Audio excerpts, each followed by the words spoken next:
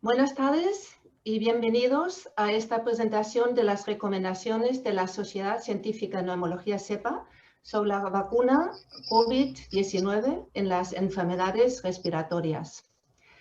Este coloquio está organizado por la Asociación de Pacientes EPOC, APEPOC, ya lo sabéis, y muchos de vosotros ya me conocéis. Soy Nicole Haas, la portavoz de APEPOC. Y os mando un muy caluroso saludo a toda la comunidad respiratoria. El objetivo de este encuentro es, como siempre, la transferencia de conocimientos y de experiencias entre todos, entre profesionales, entre pacientes, entre familiares, políticos y científicos. Ya sabéis que nos gusta trabajar en equipo y nos importa mucho que interactuemos entre todos.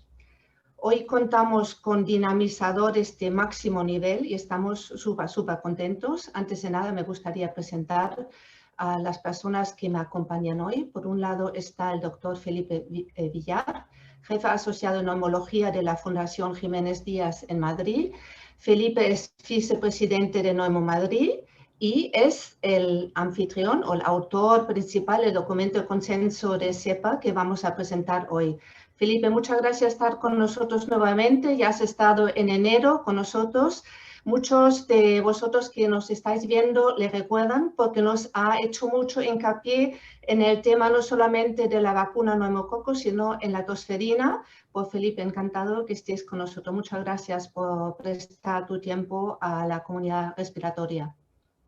Muchas gracias a vosotros. Para mí siempre es un placer compartir con vosotros estas webinars. Me lo paso bien, sé que tenéis muchas dudas y espero que las podamos resolver todas hoy. Para eso estamos. Así es, tenemos muchas dudas, por eso estás aquí. Bueno, ya veis que Felipe está en plena batalla, está en el hospital. Vamos a intentar limitar el tiempo al máximo, porque lo que está claro, por encima de todo siempre están los pacientes. Lo mismo le pasa al doctor Miguel Ángel Ponce. Encantadísimo que esté hoy con nosotros también. Miguel Ángel es portavoz de la Comisión de Sanidad de Canarias. Es un neumólogo, siempre lo digo, de muchísimo prestigio, una persona muy conocida en el ámbito de la neumología, jefe de servicio de hospitalización a domicilio en el Hospital Universitario Dr. Negrín de Las Palmas de Gran Canaria. Y Miguel Ángel, vaya, un placer, un lujazo que estés hoy con nosotros también. Muchas gracias, Miguel Ángel. Gracias, Nicole, encantado. Y como comenta mi compañero el doctor Villar, pues nada, a disposición de todos los pacientes con EPOC, que ese es nuestro trabajo, es a lo que nos dedicamos. Yo en el hospital y también ahora estoy en el ámbito político. Me ha tocado vivir esto del COVID como neumólogo. Bueno, una cosa, bueno, tendré que hacer un libro un día, porque de verdad que ha sido de locos, pero bueno, que ya digo, el objetivo nuestro son los pacientes, así que las asociaciones como la vuestra son imprescindibles, así que todo el apoyo por parte de los neumólogos, como no podía ser de otra manera. Gracias, Miguel Ángel. Eres muy amigo de APEPOC, lo sabemos, nos ha apoyado muchísimo con el tema de la PNL en Canarias, te lo agradecemos muchísimo y contamos mucho con tu aportación también hoy y más adelante también para dar mayor visibilidad a lo que es la época. Así que muchas gracias, Miguel Ángel. Luego tiene una entrevista con la televisión, así que también lo mismo que Felipe, tiene el tiempo limitado, intentaremos limitarlo al máximo, pero al mismo tiempo explotaros en el bien sentido de la palabra al máximo también, ¿no? Y aclarar todas las dudas que tienen nuestros pacientes. Luego está con nosotros doctora Ari Castro. Ari es, bueno, Ari, ¿qué os voy a decir de Ari? Ari es investigadora del Hospital 12 de Octubre y también es investigadora del CIBERES desde hace muchísimo tiempo, me parece que son 13 años ya, aunque siempre lo digo, aunque parece que soy súper joven, pero joven y sobradamente preparada. Y tenemos la gran suerte que Ari es nuestra asesora científica de APEPOC. Estamos encantados que nuevamente estás con nosotros, Ari. Muchas gracias por prestar tu tiempo también a nuestros pacientes. Gracias a vosotros por la invitación. Yo encantada pues, de poder participar, aunque mi experiencia es básicamente en enfermedad pulmonar obstructiva crónica. Actualmente no estoy trabajando en primera línea con los pacientes COVID, sí estoy al tanto pues, de la evolución y del el efecto que está produciendo pues, la pandemia pues, en los pacientes con EPOC, que es básicamente una de las temáticas principales que desarrolla mi grupo de investigación en el Hospital 12 de Octubre y a la que yo pues, me dedico. Pues nada, pues encantada de estar aquí a vuestra disposición. Gracias, Ari. Luego tu turno. Y luego, bueno, como último, pero los mejores, nuestros pacientes y coordinadores. Empezamos con Maribel. María Isabel Martín es nuestra coordinadora de Aragón. Hola, Maribel. Maribel es paciente EPOC grave. Bueno, está en lista de espera para trasplante de pulmón. Bueno, lo digo, aunque tienes una cara estupenda, porque ya te han vacunado, pero sí que es cierto que está en lista de espera para lo que es el trasplante de pulmón. Le toca en Valencia porque vive en Aragón y en Aragón desgraciadamente no hay hospital para lo que se llama el trasplante. Pero bueno, ya te llegará. Gracias, Maribel, por dar tu tiempo también y sabemos que siempre es un esfuerzo extra para vosotros, así que muchas gracias por estar hoy con nosotros nuevamente. Luego tenemos a Julián Durán. Julián vive en Barcelona. Julián es peculiar porque Julián es paciente EPOC, pero al mismo tiempo es cuidador, porque cuida también de un paciente de EPOC. Hola, Julián. Hola a todos. Aquí estamos esperando y esperando ayudar a aclarar las cosas. Perfecto. Julián, tú tienes EPOC grado 2, ¿no? Me parece, ¿no? Sí, yo estoy, digamos, al principio. Vale. Es un EPOC suave y evidentemente, comparado al lado de Fernando, yo estoy sanísimo. O sea, sí. Pero sí. Por lo que os comentaba, Julián es paciente EPOC y al mismo tiempo cuidador porque convive con nuestro coordinador de Cataluña, que es Fernando, y Fernando sí que es EPOC grave. Y luego tenemos a Matilde. Matilde es nuestra coordinadora de Aragón. Hola, Matilde, ¿qué tal estás? Hola. Matilde también es cuidadora, tiene su mamá que tiene EPOC grave también. Y en este caso, bueno, la mamá tiene la suerte que tiene a sus hijos porque se están turnando entre Matilde y su hermano, ¿cierto? Un mes le toca a una y otro mes le toca a la mano para cuidar, en este caso, a lo que es la madre que no está en residencia, sino está en casa. Digo esto porque es importante, ¿no? Porque cuando se empezó el tema de la vacuna siempre se dijo los pacientes en general, los pacientes que están en las residencias tienen preferencia, pero hay muchísimos pacientes EPOC que no están en residencia, que están en las casas, que están cuidados por los familiares y tienen el mismo derecho de tener la vacuna de lo que puede hacer una persona que esté en la residencia, ¿no? Bien. Estos son las personas que nos acompañan hoy. Ya sabéis que la inmunización o la vacunación es una de nuestras máximas preocupaciones actualmente en EPOC. De nuestros socios y nuestros familiares nos mandan y nos llaman muchísimas veces y preguntan cuál es la situación actual, porque hay mucha confusión al respecto.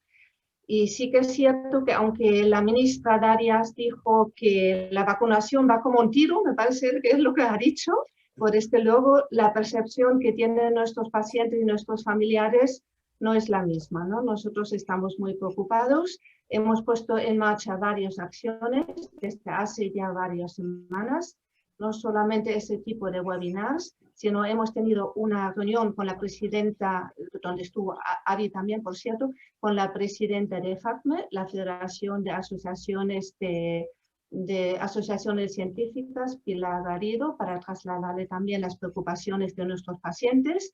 Hemos tenido mucho feedback por parte de ella, porque ella es una gran conocedora de lo que es la EPOC y también de lo que es el cáncer de pulmón, y lo ha entendido perfectamente.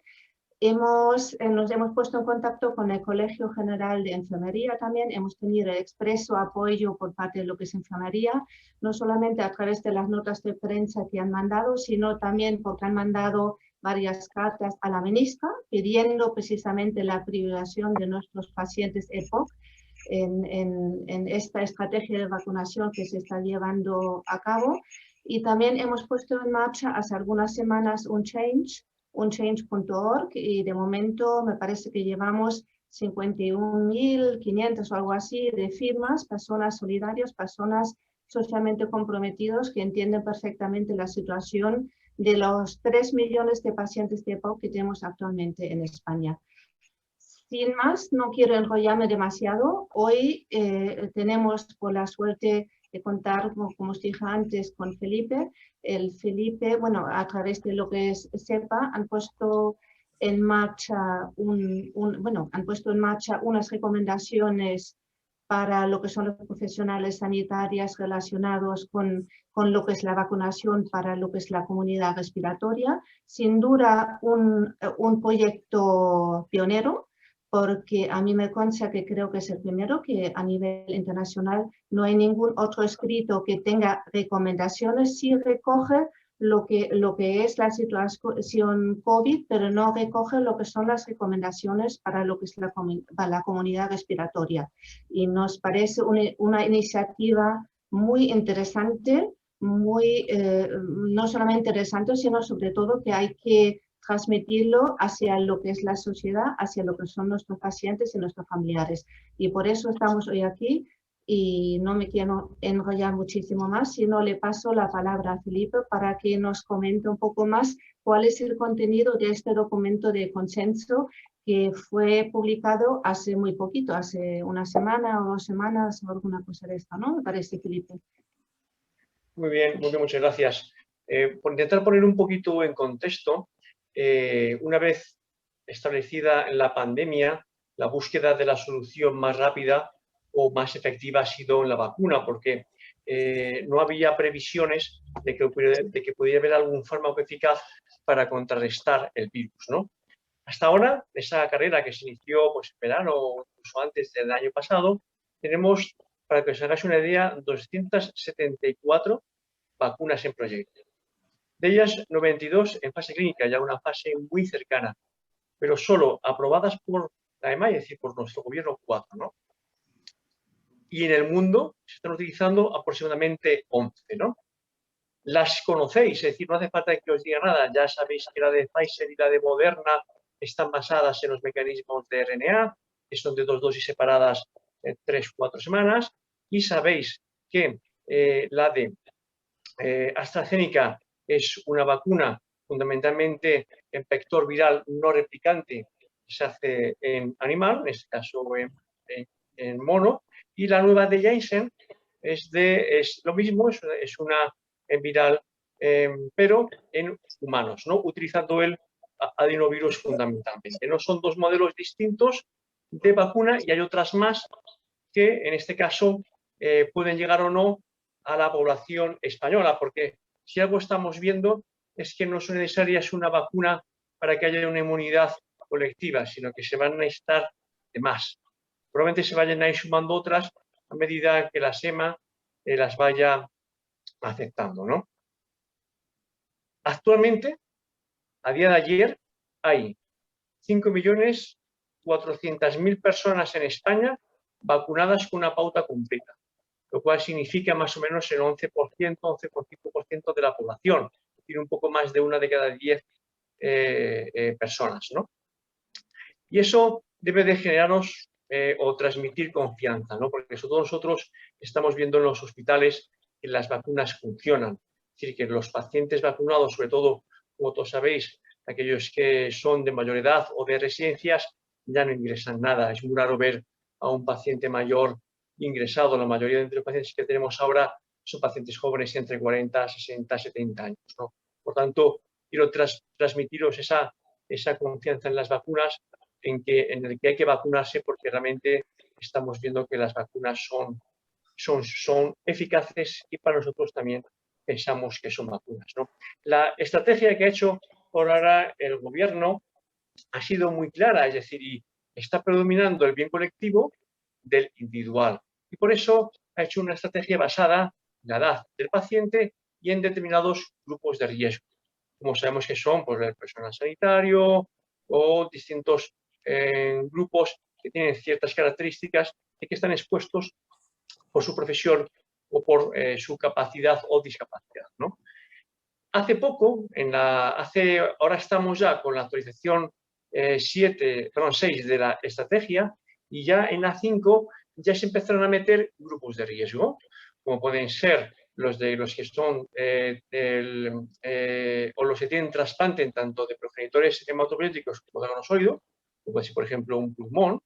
Ya vemos que probablemente los que nos oigan y estén o hayan sido trasplantados tienen esa prioridad y seguramente hayan recibido al menos una de las dos dosis de la vacuna, y otras enfermedades como las oncohematológicas, que pueden ser las inmunodeficiencias primarias, VIH con baja prioridad, como un síndrome de Down mayor, ¿no? Por tanto, esto viene sobre todo en relación a que ha habido sociedades que a lo mejor han transmitido esa necesidad o el gobierno ha empezado a abrir la puerta a distintos grupos prioritarios, ¿no? La idea que nosotros tuvimos en SEPAR es, si vemos que los pacientes, su mayor afectación o la patología más grave que tienen es la respiratoria, o neumonías o distrés agudos, y no solamente se produce la infección respiratoria en el momento agudo, sino vemos que estos también llevan en una convalecencia posterior a medio y largo plazo, en el que suelen quedar secuelas respiratorias, es obvio que tenemos que trabajar en hacer una serie de recomendaciones para que los pacientes tengan y los médicos la herramienta adecuada para tomar la decisión en pacientes con patología crónica, que probablemente se pueden ver más afectados en el caso de que tuvieran la enfermedad por COVID-19, y a la vez dar ciertas recomendaciones para dar esa prioridad a determinados grupos de patologías respiratorias a la hora de vacunarse, ¿no? El documento está formado no solamente por neumólogos, también tenemos enfermería, también tenemos virólogos, tenemos epidemiólogos, incluso tenemos gente que probablemente esté participando o que está participando en la estrategia de vacunación actualmente. Por lo tanto, es un documento que recomiendo que todo el mundo se lea y se descargue porque es sencillo y es muy útil para cada paciente con su patología, ¿no? Se dan una serie de recomendaciones generales, son 5. Son que los pacientes con enfermedades respiratorias crónicas deben de vacunarse sí o sí frente a la COVID, porque actualmente son seguras y son eficaces, que no se debe de retrasar la vacunación ni suspender su tratamiento habitual, salvo infección aguda o una agudización, por ejemplo, de una EPOC en fase aguda, no hay recomendación, que la vacunación del COVID no interfiere sobre la de la gripe y la del neumococo. Esto es importante porque probablemente el calendario de vacunas se va a posponer durante todo el año y va a llegar luego después la vacuna para la gripe, es decir, no interfiere, es decir, estas deben de seguir administrándose, ¿vale? Que los pacientes con infección previa por COVID deben vacunarse de acuerdo a las normativas vigentes, y hay determinadas vacunas en las que a lo mejor se puede utilizar el uso preventivo de ciertos fármacos como el paracetamol, ¿no? Como puede ser con la de AstraZeneca, ¿no? Hay 2 grupos que siempre nos preguntan en las consultas, incluso en la hospitalización. Nos preguntan los pacientes que han tenido infección por SARS-CoV-2 qué deben de hacer, si deben de vacunarse o no. La respuesta es que sí. Luego ya después la estrategia nos dirá cuándo. Sabemos que puede retrasarse hasta los 6 meses, y así lo recomienda la última, en aquellos que tienen menores de 60 o menos de 65 años y que lo hagan con una sola dosis. Pero aquellos que tienen más de 65 años deben de vacunarse, no hace falta esperar a los 6 meses y deben de darse las 2 dosis, ¿no?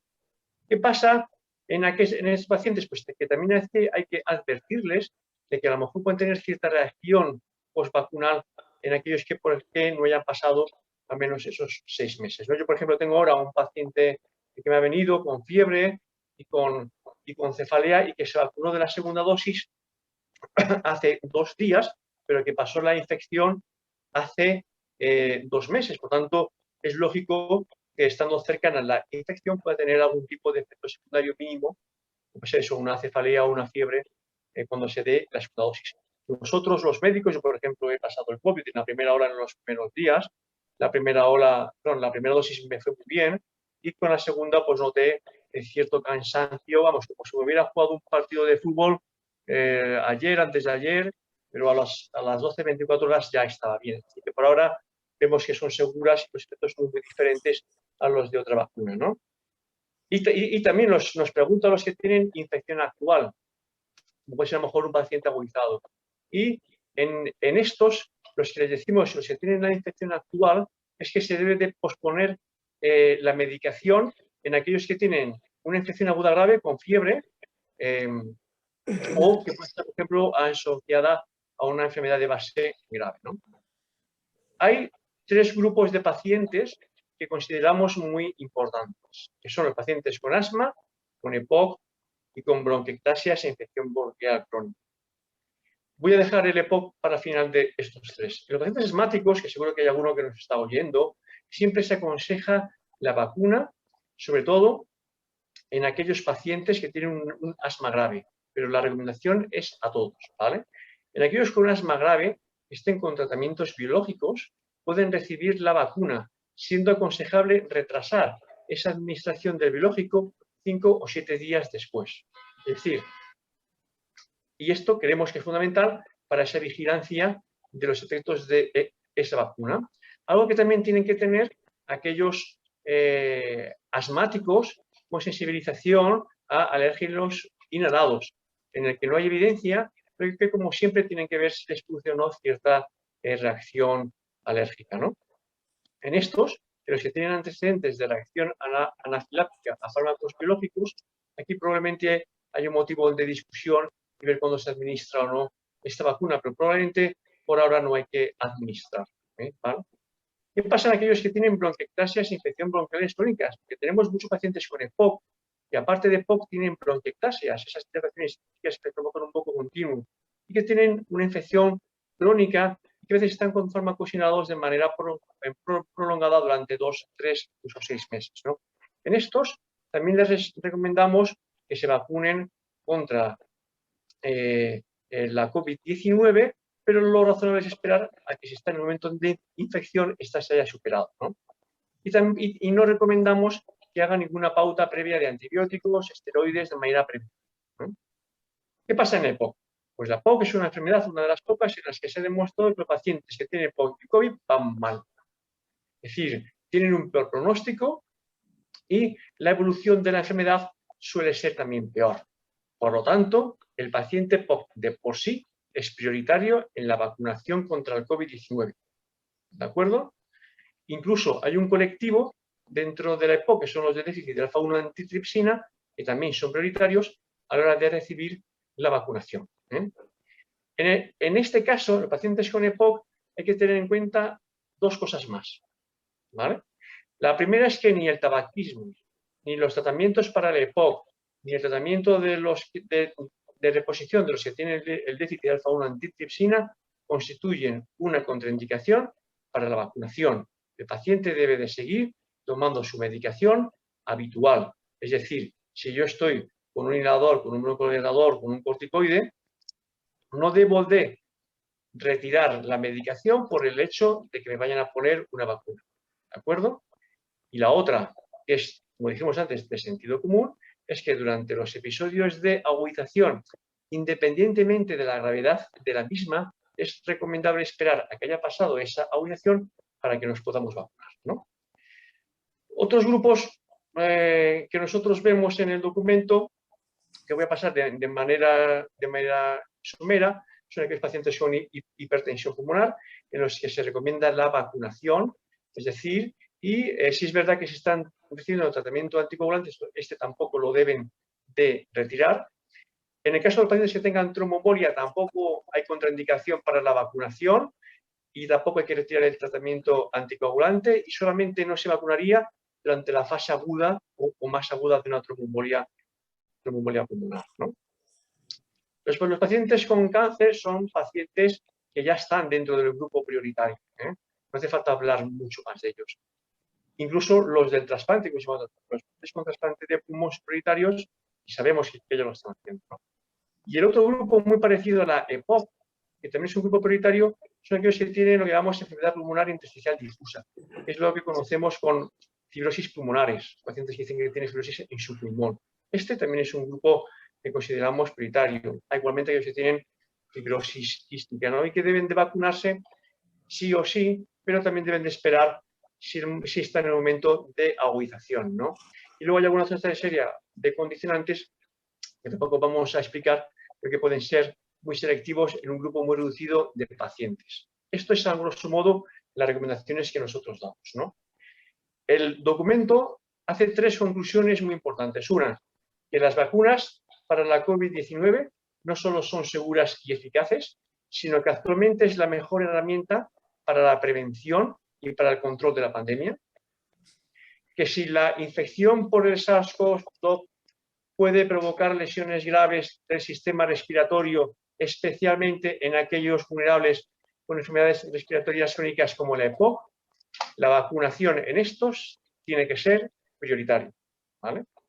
Y la otra es que la implicación activa de los profesionales sanitarios que manejan estas patologías, incluso la de los pacientes, es clave para lograr una buena adherencia y coberturas elevadas.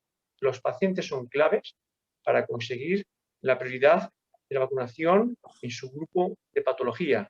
Y por eso, desde SEPAR, la semana pasada, no, esta semana, el lunes, ya enviamos el documento para que al menos 4 de estos grupos, lo que son EPOC, EPIC, asma grave y hipertensión pulmonar, se unan al cáncer y al trasplante para que sean considerados a partir de ahora grupos prioritarios en la vacunación. Pero como vosotros bien veis, vamos con retraso. Por lo tanto, es importante acelerar estos tiempos, pero quitar sobre todo el miedo a nuestros pacientes. Pacientes con EPOC, pacientes con fibrosis, con bronquiectasias, no tengáis miedo. Las vacunas por ahora, en nuestra experiencia, son eficaces y son seguras. Por tanto, mi animación o mi ánimo a que en cuanto llegue os animáis a vacunaros independientemente del tipo de vacuna que os toque. Gracias, Muchas Felipe. gracias. Gracias, Felipe. Yo creo que el problema no es que tengan miedo, él tiene miedo de no recibirlo. Eso es el problema que tenemos, ¿vale? Porque efectivamente tú lo has dicho, que yo creo que hay que resaltar varias cuestiones. Primero, que no se puede dejar el tratamiento, aunque esto es importante, aunque nos vacunemos, hay que seguir con el tratamiento, eso es fundamental. También lo que acabas de decir, que efectivamente el grupo de EPOC es más vulnerable ante lo que es la COVID. Sí que es cierto, se contagia menos, pero es más vulnerable y desde luego es un grupo prioritario. Y ahora me gustaría preguntarle a Miguel Ángel en su faceta política, que también como neumólogo, pero sobre todo en su faceta política, si este documento de SEPA de alguna forma se ha trasladado a los políticos y qué es lo que se está haciendo o qué es lo que se pretende hacer, porque nosotros recibimos muchas quejas al respecto que no todos los pacientes están vacunados. Miguel Ángel. Ok, pues nada, de nuevo buenas tardes a todos y muchas gracias por la invitación. Vamos a ver, a día de hoy, por lo que he estado preguntando, o por lo menos lo que a mí me compete aquí en la Comunidad Autónoma de Canarias, el documento se conoce, pero no se ha estudiado, no se ha llevado a ningún consejo interterritorial para su valoración, ¿no?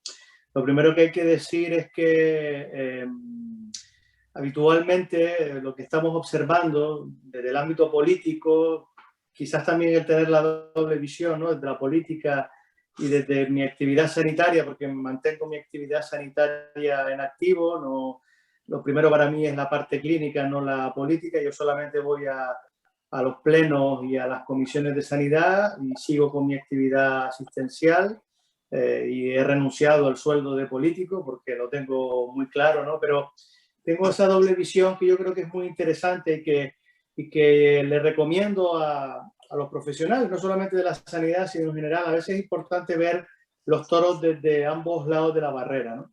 Y yo lo que estoy observando en esta crisis con el COVID es que se está imponiendo mucho más la decisión política pura y el político escucha a los que le rodean de su partido o de su ideología más que a los científicos, ¿no? Tenemos un ejemplo muy cercano con lo que ha ocurrido con la vacuna de AstraZeneca, donde ha habido un posicionamiento masivo por parte en el segundo Congreso COVID, que por cierto fue liderado por la Sociedad Española de Neumología, por la CEPAR, donde se insistía en que los pacientes que se habían vacunado con la primera dosis de AstraZeneca, a pesar de aquel efecto trombótico muy raro que se ha descrito, deberían ponerse la segunda dosis. Y a día de hoy ya hay pacientes que han pasado ya las 12 semanas y no han sido vacunados, ¿no?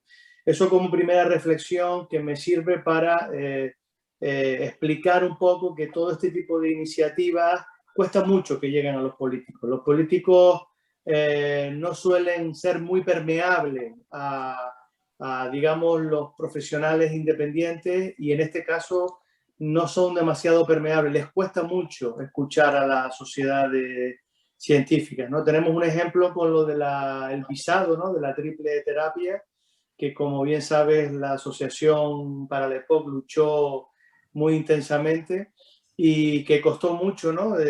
Conseguimos aprobar desde diferentes parlamentos, entre ellos el nuestro en Canarias, el que el visado fuera eliminado, al menos durante la pandemia del COVID, porque era un retraso en el tratamiento, y además sabemos que el paciente respiratorio crónico, como bien se ha dicho, no debe abandonar el tratamiento, y de hecho el que continúe con el tratamiento se ha demostrado, especialmente hay algunas evidencias con los corticoides inhalados.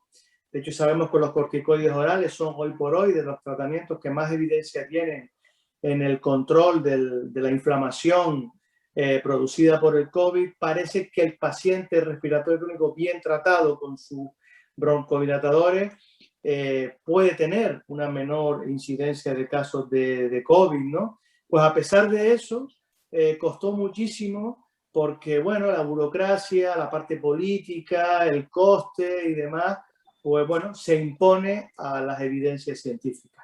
Y en este caso hay una evidencia científica clara de que los pacientes respiratorios crónicos tienen un peor pronóstico en cuanto a si tiene el COVID frente a un paciente no respiratorio crónico, ¿no?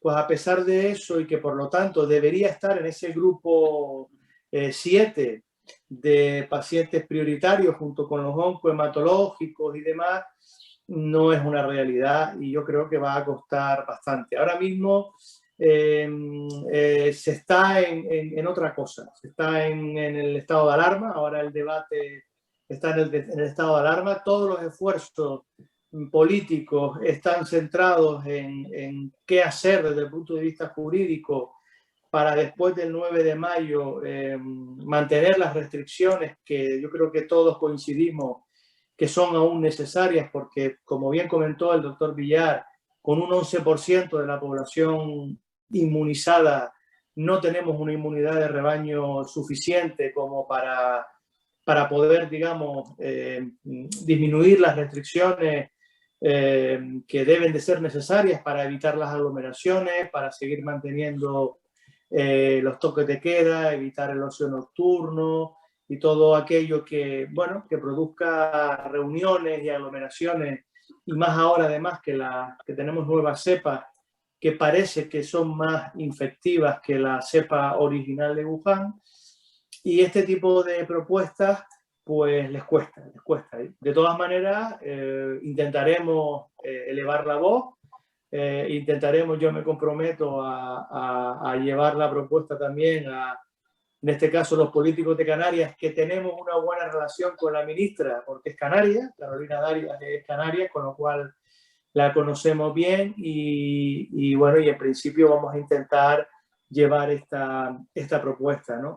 Es verdad que yo me quedaría con un mensaje importante, y es el que no tengamos miedo a la vacuna, que es mucho más frecuente un fenómeno tromboembólico por COVID y encima en el paciente respiratorio crónico que la posibilidad de que una vacuna produzca esta trombocitosis trombocitopénica muy parecida a la de la heparina. Vamos, la diferencia es abismal. Tenemos que vacunarnos, tenemos que seguir utilizando, el paciente POC debe seguir utilizando su tratamiento broncodilatador. Y en todo caso, vamos a intentar hacer hincapié especialmente en este grupo de pacientes prioritarios. Es verdad que algunos EPOC ya se han vacunado por edad, porque es verdad que la EPOC es una enfermedad que sabemos que habitualmente es de pacientes que ya se están vacunando por encima de los 70 años, pero para aquellos pacientes con EPOC más jóvenes, quizás a lo mejor al político va a quedarse un poquito más masticado. Deberíamos priorizar en los grupos 3 y 4, que probablemente son los de más gravedad, porque por mi experiencia hay que dárselo todo como muy fácil, ¿no? Para que no... Porque claro, si tú le dices a todos los EPOC, pues claro, a lo mejor la respuesta de él va a ser, bueno, y también los cardiópatas, ¿no? Que también tienen una comorbilidad reconocida, ¿no? Como de peor pronóstico. Entonces, quizás el mensaje, desde mi punto de vista, yo lo centraría en los pacientes EPOC jóvenes, entre 50 y 70 años, dado que por encima de 70 ya la vacunación ya está siendo más amplia, especialmente en los grupos 3 y 4 y especialmente pacientes, como se ha comentado aquí también, que tengan ya agudizaciones frecuentes, bronquiectasia, pacientes con enfermedad pulmonar intersticial asociada, hipertensión pulmonar, en definitiva, los más complejos, ¿no? Quizás ahí podemos conseguir que pueda incluirse en las nuevas revisiones de la estrategia,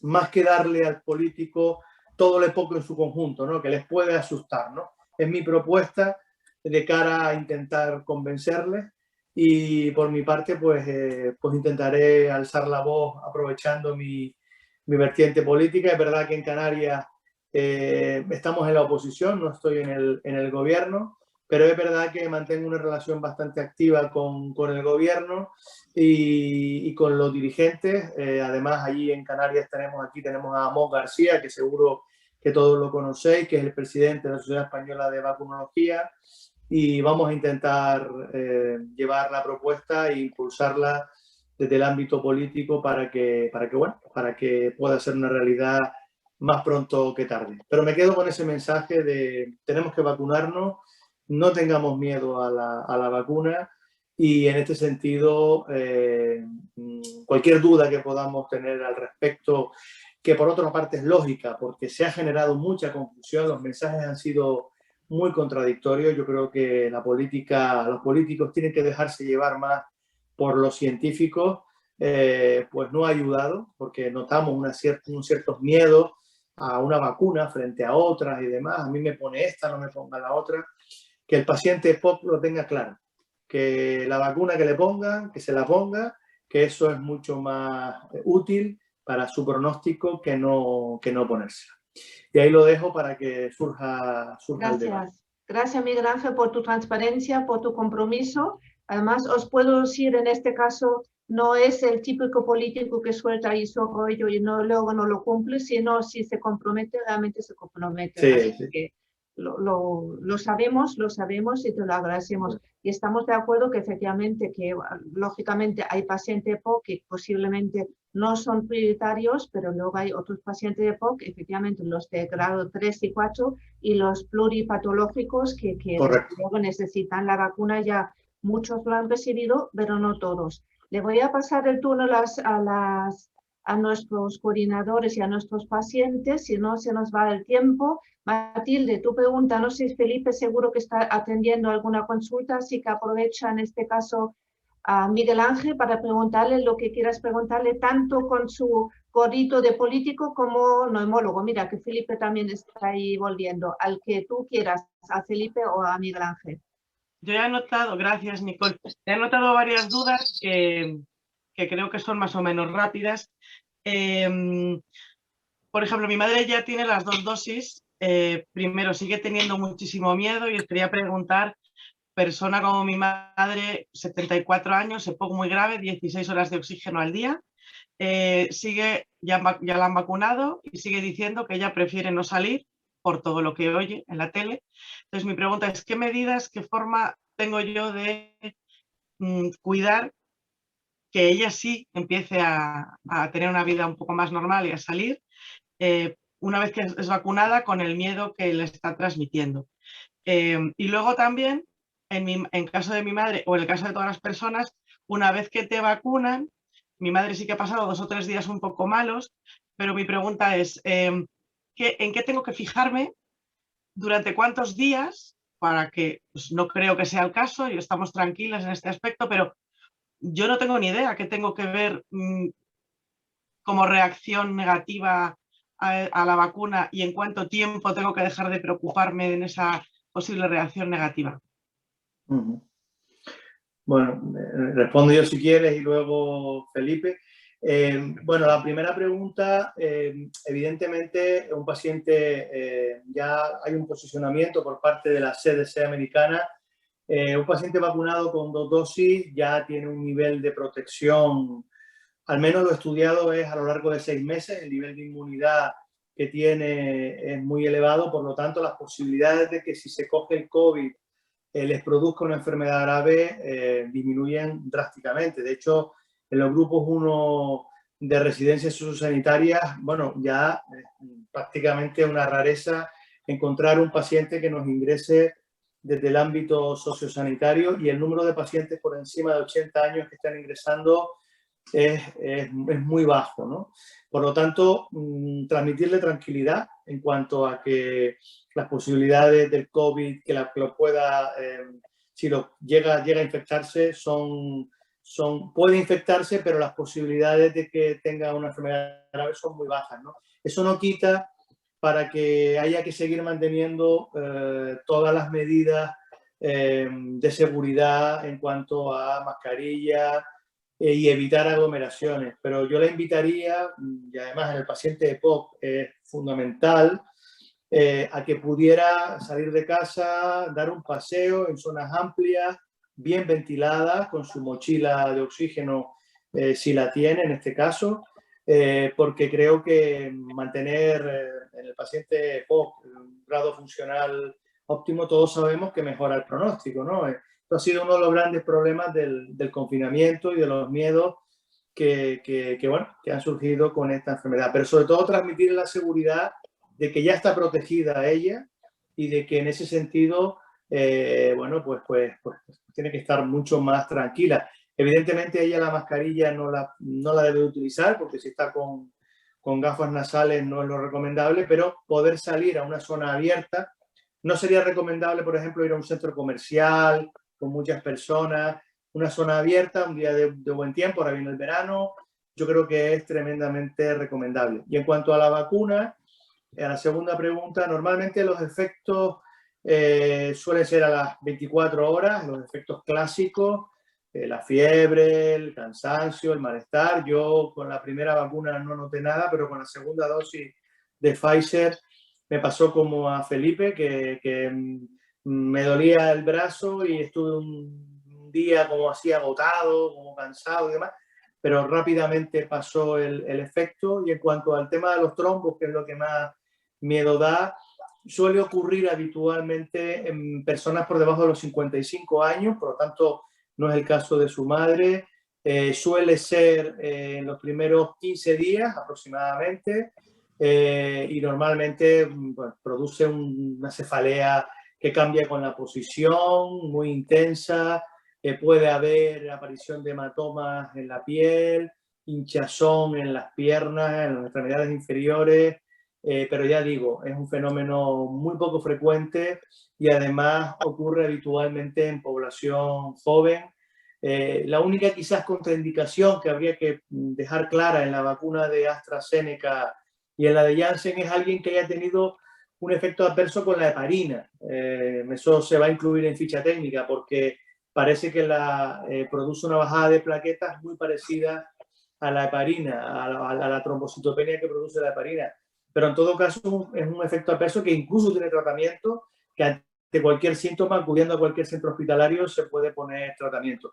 Pero vamos, que en principio, más allá de los efectos clásicos que estamos comentando en los primeros 24 48 horas, no hay que tener más miedo que eso.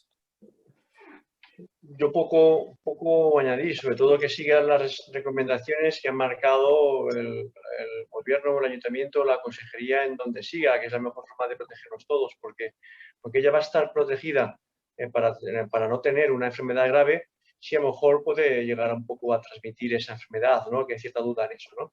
Entonces, lo que tiene que hacer es simplemente hacer su vida saludable, la que tiene que hacer para mejorar su EPOC y seguir las recomendaciones que se marquen en esos momentos por la autoridad competente. Matilde, me gustaría que le comentaras tanto a Miguel Ángel como a Felipe lo que te dijeron referente a lo que se llama el seguimiento de neumología, porque esto es algo que nos está preocupando muchísimo también a nivel de la asociación, que no se están haciendo los seguimientos, bueno, los controles, las revisiones de los pacientes EPOC, ¿no? Sí. Cuenta. Muchas gracias por contestarme porque me viene muy bien. Mi madre está en la otra habitación, pero le voy a poner grabada la sesión para que lo oiga directamente de vosotros y que sepa que no soy yo que la quiero engañar con mis ideas. Y se venga, no pasa nada. Es que si entra ella, entra el gato y aquí no hay no es suficiente. Pues sí, le tocaba la revisión de los 6 meses hace mes y medio y nos llamaron un par de días antes para decir que no fuera porque no había médicos y ni siquiera le dieron una cita dentro. No tenemos cita, no tenemos ni idea de si van a tardar 20 días, otros 6 meses. Según nos dijeron, no hay neumólogos. Entendemos que están todos agotados, agotadas y que tienen una cantidad de trabajo terrible, pero claro, por ejemplo, mi madre tiene 16 horas de oxígeno y sí que estamos notando poco a poco cómo pues sí necesita una revisión cada X meses, por lo menos 6 u 8 meses, para que vean pues cómo van esos inhaladores, cómo va reaccionando, si pierde, si mantiene, y no tenemos nada. Y bueno, nos preocupamos porque, pues claro, si yo fuera médico, pues, pero no lo soy. No os voy a pedir explicaciones al respecto porque además tenemos limitación de tiempo, simplemente que quede dicho que muchas veces se está diciendo que los pacientes EPOC no están yendo a las revisiones, pero no es que solamente no están yendo a las revisiones, sino no se la atiende tampoco, ¿no? Y ¿Dónde estás, Matilde? ¿Dónde estás? En Castilla y León. Mi madre vive en Palencia y bueno, pues yo sé que hay un equipo de 3 o 4 neumólogos en el hospital y no sé si han tenido un problema puntual, pero no reciben. Pero no tenemos solamente esta noticia por parte de Matilde, sino también por parte de otros socios que simplemente no les atienden o les llaman por teléfono, le dicen cualquier cosa y con esto ya han hecho la revisión de control y desde luego esto no puede ser. Voy a cortar un poquito porque Ari nos tiene que comentar todavía algunas cosas. Antes de que te pase a ti la voz, si te parece, Ari, preguntamos a Julián qué es lo que quiere... Bueno, ¿cuál es su pregunta para lo que son nuestros profesionales que están presentes, Julián? Y ya mi pregunta iría más que nada. El caso de Fernando y yo, desde el 11 de abril estamos ya vacunados con la segunda dosis. Aquí en Barcelona, a Fernando sobre todo lo atienden y lo que recién decía Matilde, a él sí le sigue. A mí no. O sea, yo, por ejemplo, ya, digamos, desde que empezó el tema COVID, a mí no me han atendido presencialmente. Fernando sí, pero entonces yo creo que ese es un problema de distinto funcionamiento de las autonomías. Y mi pregunta es, los que con Fernando salimos, sobre todo él sale todos los días y desde que nos han puesto la vacuna es que está, el ánimo es distinto, el enfrentamiento al tema. Entonces ahora queda un problema, o sea, una duda. No podemos saber cuánto dura la vacuna, porque digamos que eso todavía está en estudio. Pero se habla con la Pfizer, que es la que nos han puesto, de una tercera dosis. Se habla de que la vacuna española, cuando salga, es mejor todavía. Entonces, ¿qué va a pasar? ¿Nos vamos a quedar con esto? ¿Va a haber una tercera dosis? ¿Van a venir vacunas que nos van a proteger más, porque claro, estas vacunas hablan de 6 meses que se sabe de protección, pero es el tiempo. ¿Qué va a pasar con esa protección? Ari, ¿tú le quieres contestar? Bueno, aprovechando, yo había tomado algunos apuntes de algunas cosas que se han dicho y también pues hablar pues de la parte que me habías encomendado de decir. De los estudios, primero voy a responderle a Julián y al hilo de lo que había comentado de las otras intervenciones para aclarar un poco este aspecto de cara a los pacientes. Cada vez que os vacunáis, lo que estáis es enseñándole al sistema inmune, a las células que os defienden de las infecciones y en este caso del COVID, cómo responder cuando se encuentren con él. Entonces le dice, mira, ese caballero que lleva un gorro rojo, contra ese lo inmovilizas y lo sacas, no lo dejas entrar. Entonces, ese entrenamiento queda para siempre en tu sistema inmune. Se tienen que poner varias dosis para asegurarse de que haya suficientes células disponibles, entrenadas, para que puedan responder y dar una cobertura lo suficientemente amplia en función de la carga viral a la que estés expuesta, o sea, la cantidad de virus a la que estés expuesta que te pueda producir la enfermedad. Entonces, inmunidad siempre vas a tener. El que tenga ya las 2 dosis te da pues una garantía de que es una inmunidad muy buena. Es verdad que no es el 100% y que en caso de que no sea suficiente y que el virus pase la barrera de tu sistema inmune entrenado, pues seguramente tendrás una enfermedad más leve y que las estrategias vacunacionales y las investigaciones lo que están tratando es de identificar el nivel óptimo de inmunidad que proteja. Hay 2 intervenciones desde el punto de vista poblacional para tratar de frenar las infecciones en estado epidémico o pandémico, cuando están a nivel poblacional. Una que es la protección poblacional, que es en la que todavía estamos y en la que no hemos podido terminar de finiquitar. La protección poblacional la tendremos cuando ya tengamos una inmunidad suficiente en la que el virus que esté por ahí en el aire no encuentre ningún huésped disponible en el poco tiempo de vida que él tiene para infectar. Y si no encuentra ningún huésped disponible, pues él no se podrá transmitir. Entonces, cesará la transmisión comunitaria. En el momento en el que cese la transmisión comunitaria, se acaba la pandemia. ¿Vale? Seguramente tendremos que tener recuerdos de dosis y se está hablando de que seguramente pues, podría comportarse una vez se mejore el estado de pandemia como la gripe estacional y todos los años pues tendremos así como nos vacunaremos de la gripe, pues un recuerdo inmunológico pues contra el COVID. Todavía no se tiene certeza qué va a ser.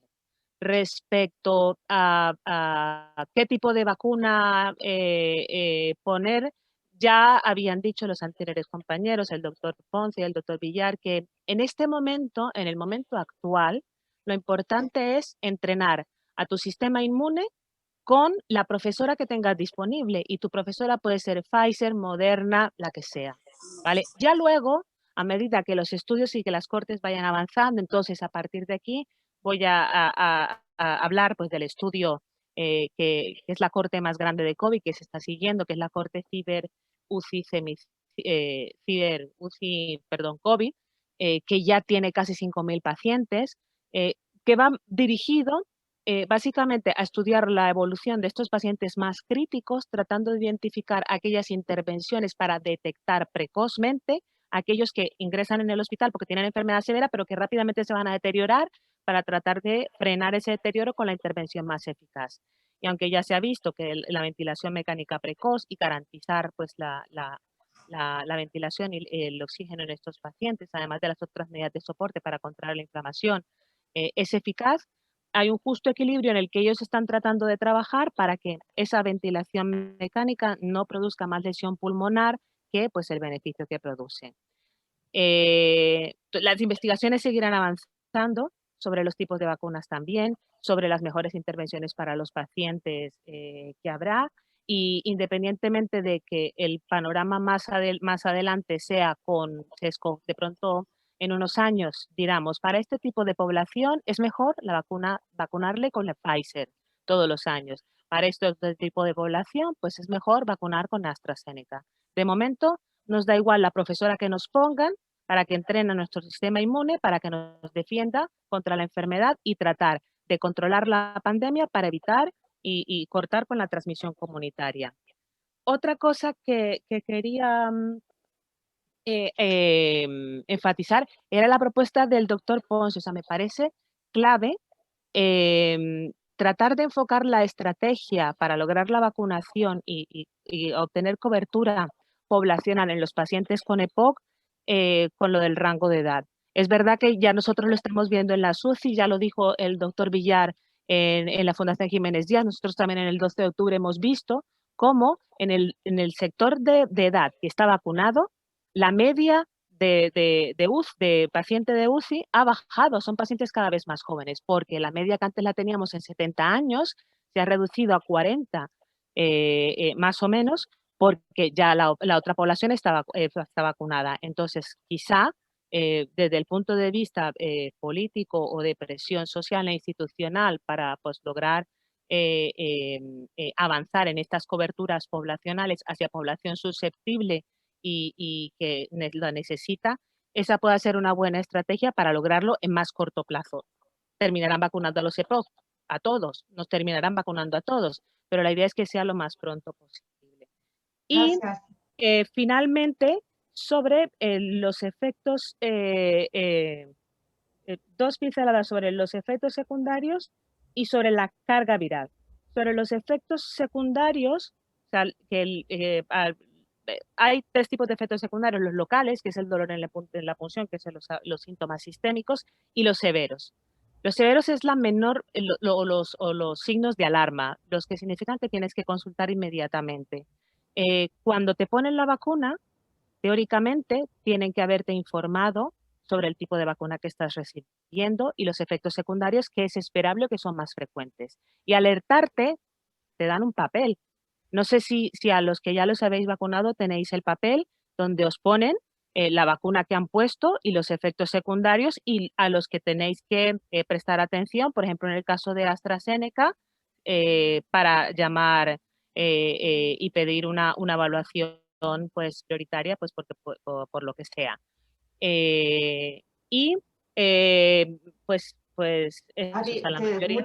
muchas gracias, Adi. Te voy a cortar porque si no dejamos Maribel sin decir nada. Maribel, vale. Tu pregunta.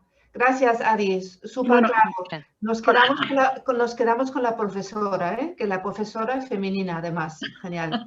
Vamos a ver, yo hasta que me vacunaron, la verdad es que tuve que llamar veces y veces y veces y no me hacían caso. Llamé a la médico de cabecera, la médico de familia, y me dijo que, bueno, más que nada por la situación que yo tenía, por supuesto. Y entonces ella me dijo que ella no tenía ni idea, que eso era el ministerio, que tenían un listado y sobre ese listado se lo mandaban. Pero vamos, ella ni idea, ¿eh? Simplemente las enfermeras que se dedican a vacunar eran las que tenía el listado y ya está. Entonces, ¿qué pasa? Que como yo me estoy poniendo un montón de vacunas de la hepatitis B, del neumococo, del tétanos, por el tema del estudio o que me van a valorar por el trasplante, que de momento no sé aún nada. Entonces, como fui a medicina preventiva, entonces, claro, como me ponían ellos la vacuna de la hepatitis y tal, fui el día 20, que me tocaba otra vacuna, y me dijeron que me iban a vacunar del COVID. Digo, anda, pues mira, qué bien, ¿no? Pues, pero allí, directamente. Me dijeron que tenía que ir al hospital, que me vacunarían ellos, la Moderna, precisamente. Lo que pasa que en esa semana yo me puse la vacuna de la hepatitis. Bueno, me la pusieron el martes. Y el viernes me tenía que poner la vacuna del COVID. ¿Qué pasa? Que una médico, que no sé quién es, me dijo que tenía que transcurrir 7 días de vacuna. Yo eso no lo llegué a entender. Y entonces le dije al médico de prevención que, claro, como ya me había puesto la vacuna de la hepatitis, a ver si transcurría el plazo. Entonces, bueno, me lo dejaron, me dijeron, bueno, pues ven a la semana que viene y así no pasa nada, no hay ningún problema. Con la aplicación del Salud, no sé si alguien maneja la aplicación. Aquí en Aragón tenemos la aplicación esta de a ver cuándo me toca. Y ponen un calendario y tal. Y bueno, a mí nunca me salía, la verdad, pero gracias que me pusieron las vacunas aquí en medicina preventiva he podido vacunarme. Si no, creo que me tocaría ahora, pero con los años, ¿sabes? Entonces, claro, de momento pues llevo una y el día 18 de este mes me ponen ya la última, digo yo, vamos, no lo sé. Gracias, Maribel. Felipe, si quieres contestar y luego le pasamos la palabra a Adi, que todavía le quedaba un punto. Te corté antes la palabra, disculpa, Adi, como estamos así mal de tiempo. A ver, el tema de vacunas, ¿se pueden vacunar dos vacunas a la vez o no? Como explicaba. Es decir, no hay una normativa clara a la hora de si la vacuna de COVID puede darse a la vez que otra vacuna. Sí que la normativa o lo que nosotros recomendamos es que el paciente se dé las vacunas que tenga que darse porque no deben de interferir unas con otras. Pero podemos decir que si recomendamos que, por ejemplo, que la vacuna de la gripe y la del neumococo no se la den a la vez, porque pueden a lo mejor potenciar unos efectos secundarios una a la otra, lo lógico sería mejor si esperar 2, 3, 4, 5 o una semana desde que se ha administrado una a poner la otra y dar ese periodo de ventana de vigilancia por si tienes algún efecto secundario de una y antes de ponerte la otra. Creo que entra dentro de lo que es la lógica esperar un poco, ¿no? Pero nunca hay que quitarlas solamente porque sea COVID o hepatitis. Gracias, Felipe. Adi, disculpa, Miguel Ángel. El punto que te quedó, que sí, antes te lo de la carga viral, que era ahora no me acuerdo el nombre, de la chica que hablaba de que su madre le tenía miedo de salir y tal, de Matilde. Es que como hablaste Maribel, se me cruzó Maribel y no es Maribel, sino Matilde. De tu madre, que decía que tenía miedo de salir, ella estaba con entonces ahí empieza el tema de la carga viral. La mayor probabilidad de contagio que se ha demostrado es en los ambientes cerrados, porque es donde se concentra la carga viral de partículas virables que tienen una vida media, pues poquita, la que sea, pero claro, si encuentran un epitelio al cual aterrizar y empezar a replicarse, pues tal. Mientras más partículas virales estén en ese aire, pues más probabilidad de infectar. Ella ya tiene un factor protector que es estar vacunada. Salir al aire libre también es otro factor protector para ella, para aumentar su probabilidad de no contagiarse. Entonces, es verdad que la protección de la vacuna no es un 100%, no es una coraza protectora. Es verdad que el aire libre, pues ahí también está circulando el virus, pero está más desperdigado, la carga viral es menor, pero tiene muchas garantías para seguir. Además de que el EPOC, lo sabéis también vosotros, un pulmón sedentario pues se colapsa, se empieza a cerrar. Entonces, para que él pueda expandirse y necesita, pues eso, o sea, respirar, salir y mantenerse activo. Entonces, pues eso, para alguna otra razón. Y ya le cedo al doctor José, que quería decir alguna cosa. Dos cositas nada más. Lo primero era aclarar el tema este de la salida, porque efectivamente, como bien comentó el doctor Villar, estamos protegidos nosotros, pero no tenemos evidencia, y hasta que no haya una inmunidad de rebaño, como bien dice Adi, de que claro, hasta que el virus pueda seguir buscando huéspedes, pues evidentemente la posibilidad de que podamos contagiar nosotros persiste, ¿no? De hecho, esto del pasaporte para viajar y demás tiene esta controversia, pero en una zona abierta, amplia, donde no haya gente o estén muy espaciados y con aire libre, yo creo que para los pacientes crónicos, en especial los respiratorios, yo creo que tendríamos que ir valorando este tipo de acciones. Quitarnos la mascarilla, ¿no? Evidentemente, excepto que portemos terapia respiratoria, pero evidentemente estas cosas hay que ir empezando a lanzarlas y sobre todo a medida que la vacunación siga creciendo. Y el segundo mensaje era para María Isabel. En el caso de ella, es que es claro que tenía que haberse adelantado a la vacuna porque ella está pendiente de trasplante sólido, de trasplante de pulmón. Y eso es el grupo 7. Y se están vacunando a los pacientes oncológicos con quimioterapia, se están vacunando a los pacientes con pacientes oncohematológicos, y ella debe de estar en la estrategia.